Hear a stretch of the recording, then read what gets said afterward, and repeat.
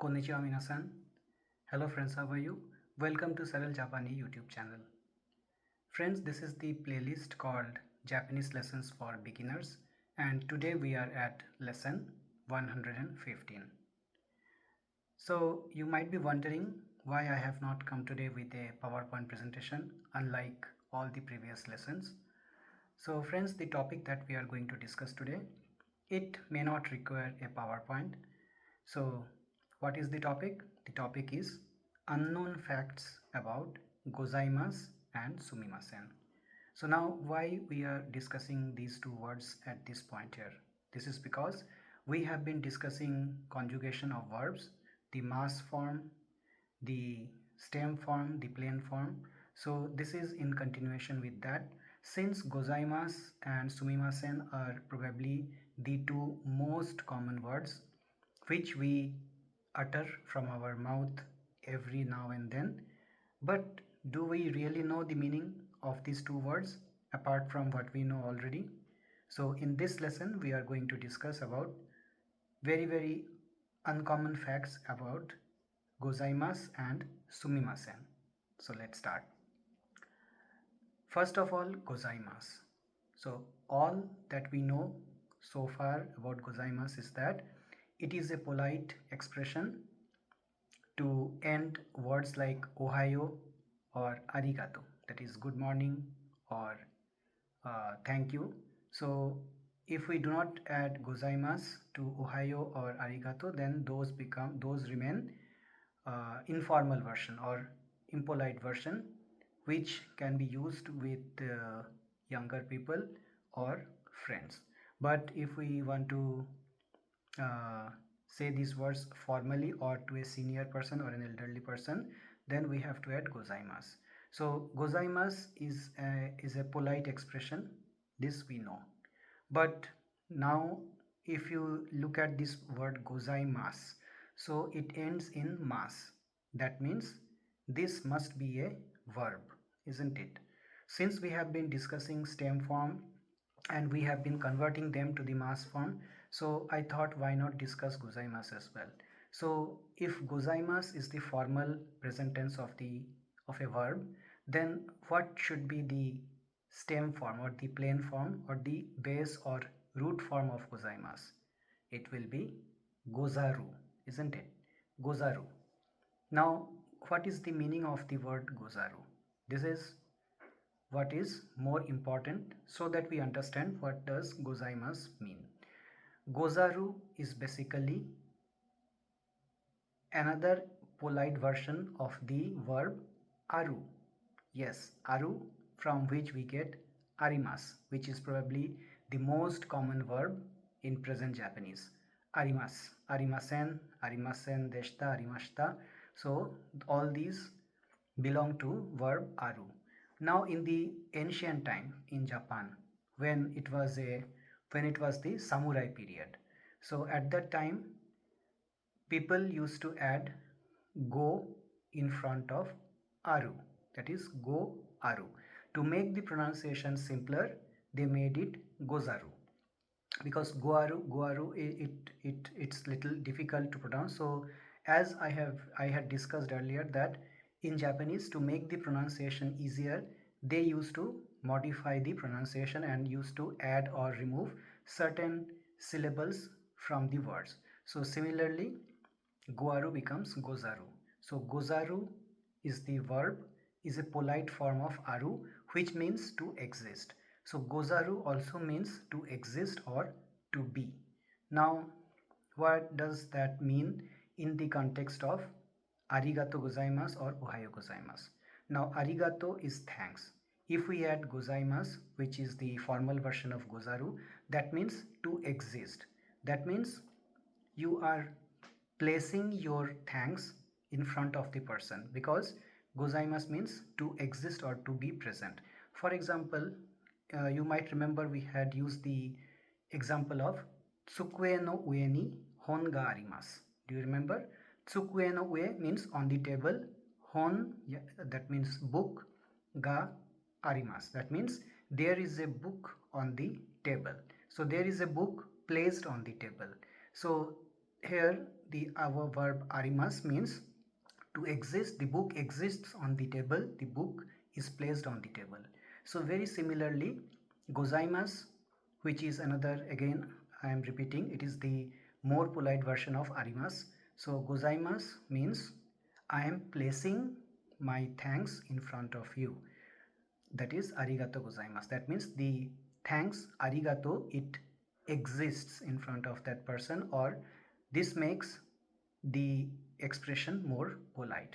So for example, if you just say thanks in sorry in English, then an informal, like you are saying thanks. Now if you say thank you sir, then that makes it more formal and polite. So although it's not the same, it's gozaimasu is not sir, but it's a similar kind of thing, that you have to add something at the end to make it more polite, so that the the word that you are using, the main word thanks or good morning, whatever, it is suffixed by something that makes it more polite. So arigato gozaimasu means you are placing, or your thanks exists somewhere, which makes the expression more polite. So gozaru, gozaimasu, gozaimasen, gozaimasen deshita.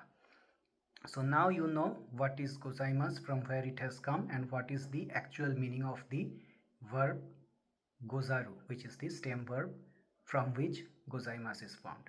Now in today's world, this verb gozaru is no longer in use. The verb that is in use is aru, that is arimasu. So gozaru is no longer in use except for these specific expressions like ohayo gozaimasu, arigato gozaimasu, which have been coming from the ancient times. So these expressions were not changed, these were kept as it is. Otherwise gozaimasu verb is not used independently. So you will find gozaimasu only as ending of such expressions and not as independent verbs, unlike arimasu. So if you happen to express something to exist, then you will use aru or arimasu and not gozaru or gozaimasu. So this is about gozaimasu. So gozaru plus mas is gozaimasu. Now let's come to sumimasen, which is yet another very popular word in everyday Japanese. Now sumimasen, masen, so this is again a verb conjugation, right? So masen means the negative of mas in present tense. So sumi masen, that means there is a verb in this, there is a stem verb and the conjugation is masen, that means the negative of that verb. So what is that verb then? What is that base verb? Sumimasen, the base verb is sumu. Sumu, sumimas, sumimasen, sumimashita, sumimasen deshita. Now what is the meaning of the verb sumu? This is our point of interest, because unless we know the meaning of sumu, we cannot derive what is sumimasen. So sumimasen, what we know today, it is an expression to say excuse me or sorry on a lighter note, not that in-depth sorry, but just a casual sorry, or more precisely it is excuse me. So now let's see how sumimasen becomes excuse me from the verb sumu. Now there are two sumu. There are two verbs which are pronounced as sumu. The kanji characters are different, but the pronunciation or the reading is the same, sumu. One sumu means to live, L-I-V-E, live. So for that verb sumu, the negative will be to not live, that means to die. So this is not that verb which transcends to sumimasu or sumimasen in our context of sumimasen, that is excuse me. Then what is the other verb sumu? The other verb sumu means to pay off or to settle something or to close something. That means you have taken some loan from someone, you have settled that loan. You have taken a bank loan, you have settled that loan. So to settle something, to give the meaning of settle something, is basically another verb sumu. So in case of sumimasen, this meaning is applicable. So to settle something or to be done with something. So from where does that come? Again, we have to go back to the ancient time when people used to, I would say poor Japanese people, especially farmers, peasants, they used to borrow money from the landlord or from the rulers of that time. So they would borrow money, and when their crops were ready after harvesting, they would pay back the money to that person. So when they paid back the money, that means they settled the loan, they paid off, they they were done with that loan. So then they used to say sumimas. That means they are done with that, they have settled the loan, and in that way that was an act of or an expression of happiness that they have settled that loan. Sumimas. And those who could not pay back that loan in that season, they would say sumimasen. That means I could not settle it, I could not pay it back. So he was somewhat feeling sorry about it. So from that expression, the modern day expression sumimasen has come, that it means excuse me. That means it's I am not done with.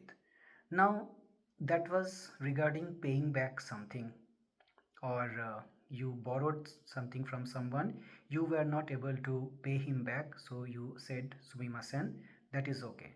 But in today's context, suppose you step on the foot of a person on the busy train, then also you say sumimasen. Then how is it possible that if sumimasen means it's not settled, then how does that word applicable in a situation when you step on someone's foot? So the idea is basically, you mean to say that uh, that it's not done, that you have done something wrong. That means I have done something wrong, it's not done, I should not have done it, it's not done. So to give that meaning, it's sumimasen. That means it's not settled, that is the act that I have done is not done, it's not correct, it's not settled, so I feel sorry about it. So from that sumimasen has come. Now another very important aspect is that since gozaru and sumu are verbs, there must be kanji characters representing the stem verb or the actual meaning of that. Yes, they do exist. For both for sumu and gozaru, there are kanji characters. But interestingly, when we write gozaimasu in arigato gozaimasu or ohayo gozaimasu, and when we write sumimasen, we never use kanji characters to write these. We use full hiragana to write gozaimasu and sumimasen. What is the reason behind that? The reason is what we just explained, that gozaimasu and sumimasen, here they do not mean exactly the same thing which the original verbs meant. So gozaimasu is to exist. So we cannot just tell that arigato or thanks exist. So it's just a tentative meaning or an indicative meaning. It's not the actual meaning of the verb. So if we use a kanji character which means something, because kanji characters, they give definitive meaning. They are very meaning oriented. So if we write a kanji character in place of that, then the meaning would change. Then the meaning will no longer be the expression for politeness. It will get the actual meaning of the verb. So we cannot write the gozaru kanji character in the gozaimasu when we write arigato gozaimasu, for example. Similarly, sumimasen, we cannot write the kanji for sumu, because that would mean that I have settled something or I have not settled something. So that would create some kind of confusion if someone is going to read it on the basis of kanji meaning, because there could be some people who cannot read something but they can recognize the kanji characters, especially the illiterate people or who are not very much educated. So what happens, they are not able to read those characters, but they understand the meaning. So now if you write sumu or gozaru verb, then that would give them some other meaning and not the meaning that you want to convey. So this is the reason why not only for gozaimasu and sumimasen, for any such expressions, we do not use kanji characters, we use full hiragana. So this is all about gozaimasu and sumimasen. I hope this has been useful, and many of you didn't know the actual meaning and reason behind using these two words gozaimasu and sumimasen, which became clear with this lesson. So next time when you say arigato gozaimasu or sumimasen, just remember that uh, the I mean to say, just recall this lesson and keep this in mind from where gozaimasu and sumimasen originated. So friends, that's all for today. I told you something interesting about gozaimasu and sumimasen. This is the end of lesson 115. So we shall be back with the next lesson, that is 116, very soon. Till then, keep studying and see you next time. Arigato gozaimasu. Matai masho.